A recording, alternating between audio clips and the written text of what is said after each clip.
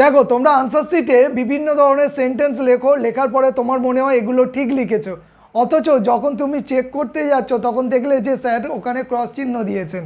এখন তুমি ধরতে পারছো না যে কেন এই মিস্টেকটা হয়েছে। সেই রকম কয়েকটা কমন মিস্টেকস তোমাদের সাথে আলোচনা করব। চলো বোর্ডের দিকে তাকাও। আই বিকাম 9 years old, তুমি হয়তো এই সেন্টেন্সটা লিখেছিলে, এখানে ক্রস চিহ্ন দিয়ে দিয়েছেন স্যার। কেন?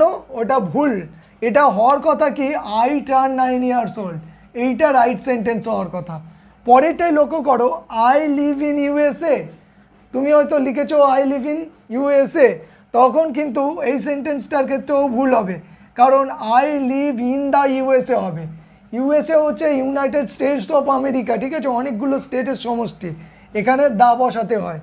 তারপরে এটা দেখো পরেরটাই, রাজ কুকস গুড, তুমি এইরকম সেন্টেন্স লিখেছিলে রাজ কুকস গুড, এটা অ্যাকচুয়ালি হওয়ার কথা কি রাজ কুকস ওয়েল, এইটা রাইট সেন্টেন্স আর এইটা হচ্ছে রং সেন্টেন্স। পরেরটা দেখো, হি নিডস ওয়ান অ্যাডভাইস, হি নিডস ওয়ান অ্যাডভাইস, তুমি ভাবলে ঠিকই লিখেছো, ঠিক আছে, কিন্তু এটা রাইট সেন্টেন্স কী হবে বলো তো, হি নিডস সাম অ্যাডভাইস, এইটা রাইট সেন্টেন্স। পরেরটা দেখো, that ball is my, that ball is my, সেন্টেন্সটা ভুল, এটা ক্রস।